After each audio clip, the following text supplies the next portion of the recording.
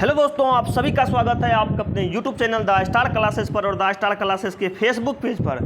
तो आज के इस वीडियो में आप लोगों को क्लास 10th केमिस्ट्री के बेहतरीन से क्वेश्चन बताने वाले हैं और ये सारा क्वेश्चन बैंक का है, यानी कि बिहार बोर्ड की परीक्षा में पूछे गए हैं और ऐसा क्वेश्चन ही बार बार रिपीट किया जाता है। तो चलते हैं सीधे क्वेश्चन पर, आप लोग वीडियो में बने रहिएगा अंत तक। अगर आपको क्वेश्चन का जवाब पता होगा तो आप लोग कमेंट सेक्शन में क्वेश्चन का जवाब दे सकते हैं। आइएगा, पहला क्वेश्चन कहता है कि कौन सी गैस उत्सर्जित होगी जब धातु जल के साथ अभिक्रिया करेगी।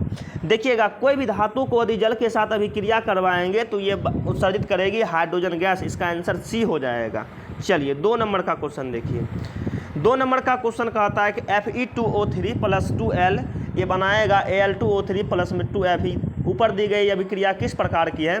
तो देखिएगा, एल्युमिनियम क्या करता है कि Fe को साइड करके O के साथ चला जाता है, यानी कि Fe का क्या होता है, Fe का विस्थापन कर देता है, उसको विस्थापित कर देता है। तो जिस अभिक्रिया में किसी अधिक अभिक्रियाशील वाले तत्व द्वारा कम अभिक्रियाशील वाले तत्व को हटाया जाता है उसको विस्थापन अभिक्रिया कहते हैं। इसका आंसर डी हो जाएगा, 2 का हो जाएगा डी। अब 3 नंबर का क्वेश्चन कहता है कि जिंक ब्लेंड जिसका फार्मूला होता है ZnS, जिंक ब्लेंड किस धातु का अयस्क है? तो जिंक का। इसका आंसर बी हो जाएगा, 3 का हो जाएगा बी। अब 4 नंबर का क्वेश्चन देख लीजिए। 4 नंबर का क्वेश्चन कहता है कि श्वसन किस प्रकार की अभिक्रिया है? तो श्वसन किस प्रकार की अभिक्रिया है? तो उष्माक्षेपी नहीं है तो श्वसन को उपचयन अभिक्रिया भी कह सकते हैं। इसका आंसर हो जाएगा ए नंबर। चलिए आगे बढ़िए।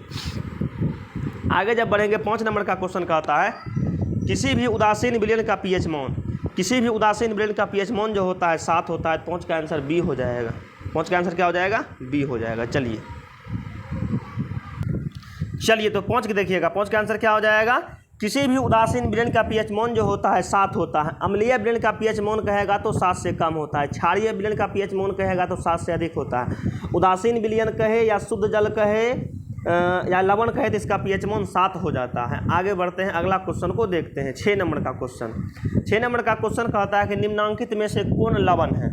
ठीक है, देखिए, अम्ल और क्षार को जब अभिक्रिया करवाते हैं तो लवण और जल बनता है। तो HCl ये तो आपका अम्ल हो गया, NaOH ये आपका क्षार हो गया, NH4OH ये भी आपका क्षार हो गया, K2SO4 ये आपका लवण हो गया। ये आपका क्या हो गया? लवण हो गया। देखिए, जो जिसका शुरुआत S से होता है वो लगभग सब अम्ल होता है, जैसे कि HCl हाइड्रोक्लोरिक अम्ल, HNO3 नाइट्रिक अम्ल, H2SO4 ये आपका हो गया सल्फ्यूरिक अम्ल। H लगल रहेगा तो बूझ जाइएगा ये क्या कहते हैं? अम्ल है। और जिसके अंतिम में O या OH लग जाएगा बूझ जाइएगा वो क्षार है। बाकी जो बचेगा वो आपका लवण हो जाएगा। इसका आंसर सी हो जाएगा। आगे बढ़ते हैं क्वेश्चन नंबर 7 में।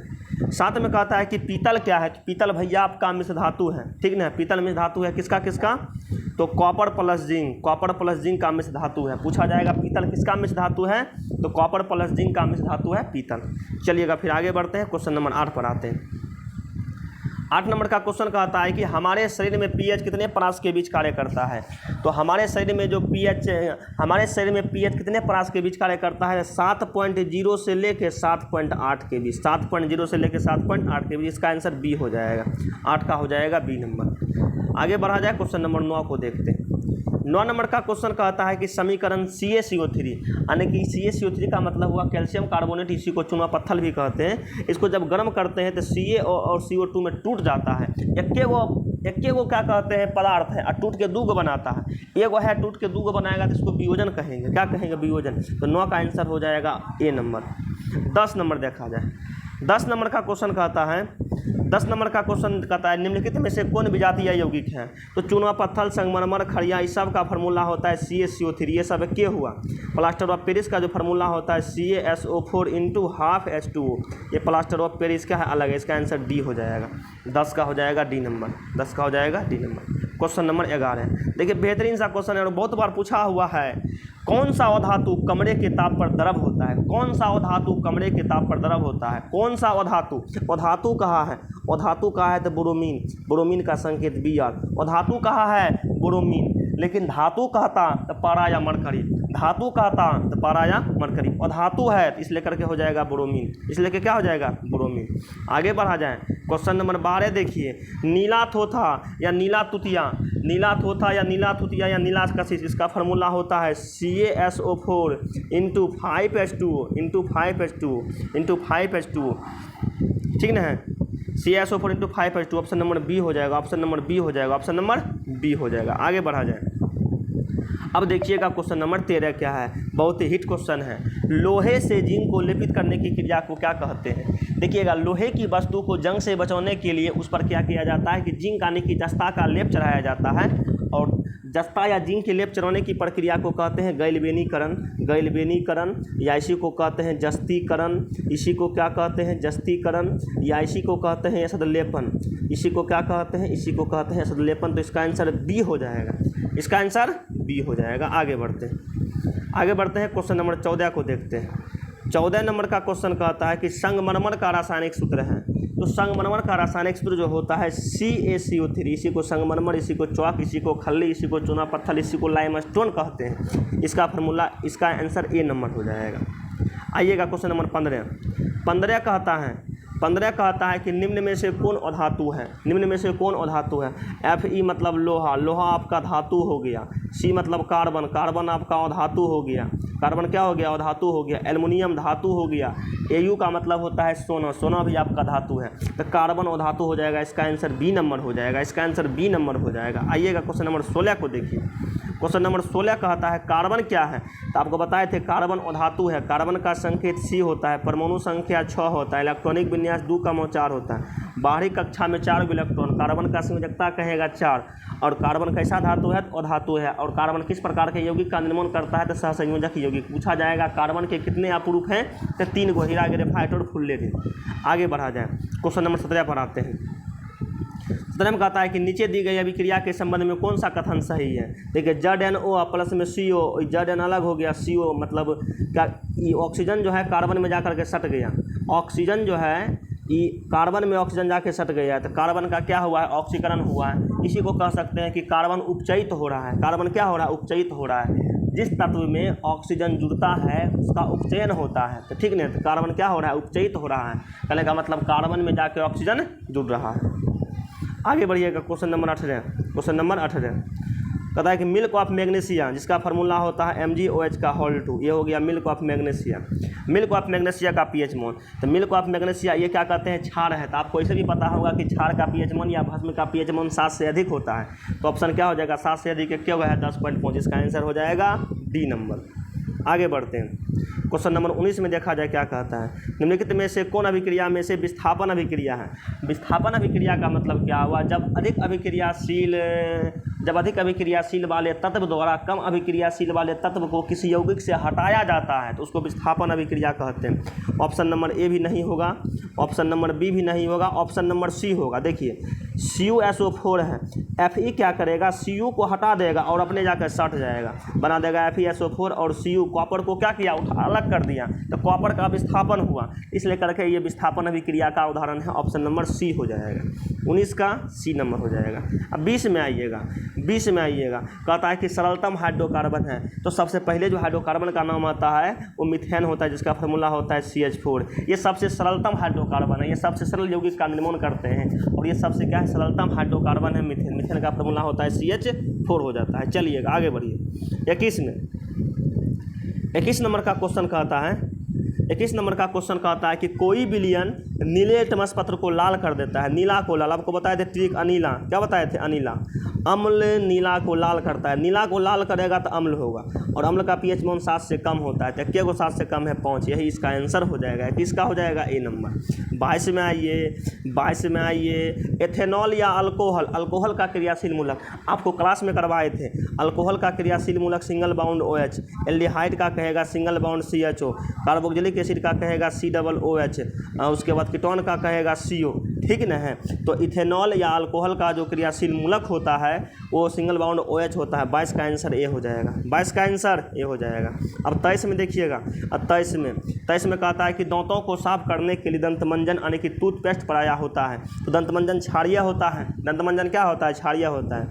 जब मानव के दांत में अम्ल की मात्रा बढ़ जाता है तो दांत का क्षय होना शुरू हो जाता है। तो अम्ल की मात्रा को नियंत्रित करने के लिए, अम्ल की मात्रा को बैलेंस करने के लिए दंतमंजन जो होता है क्षारीय बनाया जाता है, जो अम्ल की मात्रा को क्या करता है? नियंत्रित करता है। तो इसका आंसर हो जाएगा ए नंबर। 24 में आइए।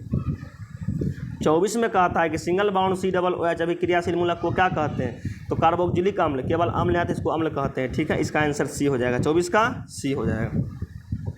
25 में कहता है सिंगल बाउंड CHO क्रियाशील मूलक को क्या कहते हैं? एल्डिहाइड। सिंगल बाउंड OH रहेगा अल्कोहल, सिंगल बाउंड CHO रहेगा, इसको कहेंगे एल्डिहाइड। इसका आंसर बी हो जाएगा।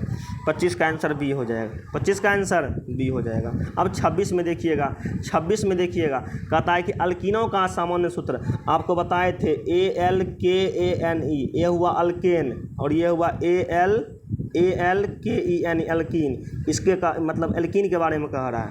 आपको बताए थे अल्केन, अल्कीन और अल्काइन। अल्केन कहेगा तो +2 वाला देखना है, अल्कीन कहेगा अगर हम कुछ नहीं रहेगा, ना ही प्लस रहेगा और ना ही माइनस रहेगा। अल्काइन कहेगा तो -2 देखना है। तो अल्कीन मतलब ई वाला कह रहा है, ई वाला में क्या हो जाएगा? ई वाला में हो जाएगा CnH2n हो जाएगा, CnH2n हो जाएगा। इसका आंसर हो जाएगा क्या? ऑप्शन नंबर ए हो जाएगा। ऑप्शन नंबर ए, 26 का आंसर ए हो जाएगा। 27 में आइएगा। 27 में कहता है कि बेंजीन का फार्मूला। देखिए बेंजीन जो है ना एक एरोमेटिक हाइड्रोकार्बन है। एरोमेटिक हाइड्रोकार्बन का मतलब हुआ कि जिसकी संरचना वलय की तरह होता है, इसको बेंजीन कहते हैं। बेंजीन का फार्मूला होता है C6H6। C6H6 इसका आंसर हो जाएगा सी। 27 का आंसर हो जाएगा सी। 28 में देखिएगा क्या है। 28 में कहता है निम्नलिखित में से कौन बुझा हुआ चूना। बाप रे बाप, देखिए क्या बार क्वेश्चन पूछा हुआ है। बुझा हुआ चूना। बुझा हुआ चूना का फार्मूला CaOH2। इसी को कहते हैं बुझा हुआ चूना, या इसी को कहते हैं भाखड़ा चूना, इसी को कहते हैं चूना जल। इसका आंसर हो जाएगा ऑप्शन नंबर बी हो जाएगा। 29 में आइए। 29 में कहता है कि एथायन में कार्बन कार्बन परमाणु के बीच कितने सहसंयोजक बंधन होते हैं? इथायन, ठीक ना। Alkane, alkene, alkyne. तो इथाइन का फार्मूला हो जाएगा C2H2 हो जाएगा, ठीक ना। और एथाइन के बीच में क्या कहते हैं? ट्रिपल बॉन्ड रहता है। तो कार्बन कार्बन और ट्रिपल बाउंड कार्बन। अगर हम क्या वो कार्बन कार्बन के बीच क्या बॉन्ड रहेगा? कार्बन कार्बन के बीच 3 बॉन्ड रहेगा। कार्बन कार्बन के बीच 3 बॉन्ड रहेगा। तो इसका आंसर क्या हो जाएगा? इसका आंसर हो जाएगा सी नंबर। इसका आंसर सी नंबर हो जाएगा। अब देखिएगा 30 में कहता है कि अल्केन। तो ALKANE अल्केन। अल्केन ए वाला है, ठीक ना। तो अल्केन का फार्मूला आपको बताए थे, ए वाला रहेगा तो +2 करना है, ई वाला रहेगा तो कुछ नहीं, वाई वाला रहेगा तो -2। इसका आंसर हो जाएगा CnH2n +2। इसका आंसर हो जाएगा बी नंबर, ठीक ना। बी नंबर हो जाएगा। इसका आंसर बी, 30 का बी हो जाएगा। 31 में आइए। 31 में कहता है कि निम्न में से कौन कार्बन के अपरूप है? ग्रेफाइट भी है, हीरा भी है, फुल्लरीन भी है। ओरिजिनल आंसर इसका डी हो जाएगा। इनमें से सभी 31 का डी हो जाएगा। 32 में आइए। 32 में कहता है कि अमोनियो के अणु में नाइट्रोजन एवं हाइड्रोजन के परमाणु संख्या का अनुपात। तो अमोनियो का फार्मूला होता है NH3। नाइट्रोजन 1 गो, हाइड्रोजन 3 गो, तो 1:3 हो जाएगा। 1:3, ऑप्शन नंबर डी हो जाएगा। चलिए 33 में आइए। 33 में देख लीजिएगा क्या कहता है। असंतृप्त हाइड्रोकार्बन जिसमें कार्बन कार्बन परमाणु के बीच ट्रिपल बॉन्ड होते हैं। आपको बताए थे अल्केन। पहले आपको क्या बताए थे? अल्केन, ALKANE अल्केन, फिर जा करके ALKENE अल्कीन, फिर जा करके ALKYNE अल्काइन। तो अल्केन में सिंगल बाउंड, अल्कीन में डबल बाउंड, अल्काइन में क्या होता है? Triple bound. तो इसमें क्या कह रहा है? असंतृप्त हाइड्रोकार्बन जिसमें कार्बन कार्बन परमाणु के बीच त्रिआबंध का मतलब हुआ ट्रिपल बॉन्ड। तो ट्रिपल बॉन्ड जो रहते हैं अल्केन, अल्किन, अल्काइन में रहते हैं। अल्काइन में बी नंबर इसका आंसर हो जाएगा। बी नंबर हो जाएगा। बी नंबर 33 का हो जाएगा बी नंबर। 34 में आइए। 34 में कहता है कि हाइड्रोजन के 2 परमाणुओं के बीच कौन सा बॉन्ड एकदम इंपॉर्टेंट है? H2 H single bound H। तो हाइड्रोजन के 2 परमाणुओं के बीच सिंगल बॉन्ड होता है, ठीक है। हाँ, 3 को बात आप लोग याद रखिएगा। यदि हाइड्रोजन के 2 परमाणुओं के बीच कहेगा तो सिंगल बाउंड, यदि ऑक्सीजन के 2 परमाणुओं के बीच कहेगा तो डबल बाउंड, यदि नाइट्रोजन के 2 परमाणुओं के बीच कहेगा तो ट्रिपल बाउंड, ठीक ना है। ध्यान दीजिएगा, हाइड्रोजन में सिंगल बाउंड, ऑक्सीजन में डबल बाउंड, लेकिन नाइट्रोजन में कहेगा ट्रिपल बाउंड। तीनों क्वेश्चन बिहार बोर्ड के एग्जाम में पूछा गया है, ठीक ना है। आगे बढ़िएगा। आइएगा क्वेश्चन नंबर 35। इथेन का फार्मूला हो जाएगा C2H6। इथेन का फार्मूला C2H6 हो जाएगा। इथेन में कितने सहसंयोजक आबंध होते हैं? तो C या सिंगल बाउंड C, यहाँ लगा देंगे H, यहाँ लगा देंगे H, जहाँ जहाँ खाली है वहाँ H लगा देंगे। तो अगर हम कहता है कि सहसंयोजक बॉन्ड क्या होगा? सहसंयोजक बॉन्ड क्या होगा? यह कहता है बॉन्ड को गिनने के लिए। तो बॉन्ड को गिन लीजिए, जल्दी से बॉन्ड को गिन लीजिए। 1 गो, 2 गो, 3 गो, 4 गो, 5 गो, 6 गो, 7 गो। इसका आंसर डी नंबर हो जाएगा। 35 का आंसर डी नंबर हो जाएगा। 35 का आंसर डी नंबर हो जाएगा। चलिए आगे बढ़िए। 36 में कहता है, 36 नंबर क्वेश्चन कहता है। क्वेश्चन नंबर 36 में दिया हुआ है 36 में दिया हुआ है CnH2n +2। देखिए +2 है तो ए वाला होगा। ए वाला मतलब अल्केन। क्या होगा? अल्केन होगा।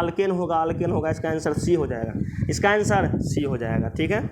आगे बढ़िएगा 37 में। 37 में कहता है कि मिश्र धातु 90% कॉपर और 10% टीन, तो कॉपर प्लस टीन, तो कॉपर प्लस टीन के मिश्र धातु को क्या कहते हैं? कांसा कहते हैं। इसका आंसर डी नंबर हो जाएगा, कांसा। कॉपर और जिंक के मिश्र धातु को कहते हैं, क्या कहते हैं? पीतल, ठीक ना।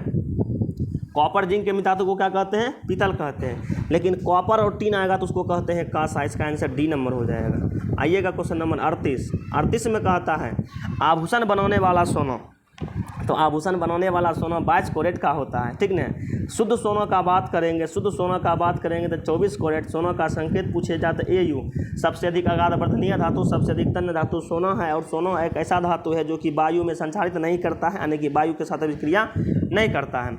और शुद्ध सोना जो होता है वो 24 कैरेट का होता है, लेकिन आभूषण बनाने वाला सोना 22 कैरेट का होता है। अगर में 2 भाग चांदी या तांबा मिलाया जाता है, और 1 ग्राम सोना से 2 किलोमीटर लंबी तार खींचा जा सकता है। आइएगा 39 नंबर देखिए। 39 में कहता है निम्नलिखित में से किस धातु को केरोसिन में डुबा करके रखा जाता है? तो सोडियम, ठीक ना है, सोडियम। सोडियम का लैटिन नाम नेट्रियम, सोडियम का संकेत है, परमाणु संख्या 11, इलेक्ट्रॉनिक विन्यास 2,8,1, बारीक कक्षा में 1 इलेक्ट्रॉन। सोडियम का संयोजकता जो होता है +1 होता है। सोडियम क्या है? धातु है। सोडियम ऐसा धातु है जिसको मिट्टी के तेल में डुबा करके रखा जाता है, ठीक ना है। और सोडियम ऐसा धातु है इसको चाकू से आसानी से काटा जा सकता है। इसका आंसर बी नंबर हो जाएगा। आइएगा क्वेश्चन नंबर 40 में कहता है क्रायोलाइट, जिसका फार्मूला होता है Na3Al(F6). पूछा जाएगा क्रायोलाइट किस धातु का अयस्क है? तो क्रायोलाइट एल्युमिनियम का अयस्क है। इसका आंसर सी नंबर हो जाएगा। इसका आंसर सी नंबर हो जाएगा। इसका आंसर सी नंबर हो जाएगा। चलिए, इसका आंसर सी नंबर हो जाएगा। Very good. आगे बढ़ा जाए। क्वेश्चन नंबर 41 में कहता है निम्नलिखित में से कौन सबसे अधिक अभिक्रियाशील धातु है? तो आपको बताए थे पोटासियम। पहले पोटासियम आता है, फिर सोडियम आता है, फिर जाकर के मैग्नीशियम आता है। तो सबसे पहले पोटासियम, पोटासियम ऑप्शन में है तो डी नंबर हो जाएगा। सबसे अधिक क्रियाशील धातु होता है पोटासियम, उसके बाद आता है सोडियम, उसके बाद मैग्नीशियम, उसके बाद और कोई तत्व आता है। तो इसका आंसर हो जाएगा डी नंबर। आगे बढ़ा जाए। क्वेश्चन नंबर 42 में कहता है किस रासायनिक यौगिक को गर्म करने पर प्लास्टर और पेरिस का प्राप्त किया जाता है? तो जिप्सम। क्या होता है? जिप्सम। जिप्सम का फार्मूला होता है CaSO4 × 2H2O। जिप्सम हुआ, इसी को जब गर्म करते हैं तो बनता है CaSO4 × ½ H2O। यही हो गया प्लास्टर और पेरिस। तो जिप्सम को गर्मिला के बाद क्या बनता है? प्लास्टर और पेरिस। इसका आंसर बी नंबर हो जाएगा। आगे बढ़िएगा 43 में कहता है 43 में बॉक्साइट निम्नलिखित में से किस धातु का अयस्क है? तो ये हो जाएगा Al2O3 × 2H2O। ये बॉक्साइट एल्युमिनियम का अयस्क है। बॉक्साइट एल्युमिनियम का अयस्क है। इसका आंसर डी हो जाएगा। 43 का हो जाएगा डी नंबर। 43 का हो जाएगा डी नंबर। चलिएगा आगे बढ़िएगा। 44 में देखा जाए। 44 में कहता है निम्न में से कौन सा पदार्थ ऑक्सीजन से संयोग नहीं करता है? तो गोल्ड बोले तो सोना का संकेत AU। सोना जो है ना, ये वायु से यानी कि ऑक्सीजन से संयोग नहीं करता है। इसका आंसर हो जाएगा बी नंबर। आगे बढ़ा जाए।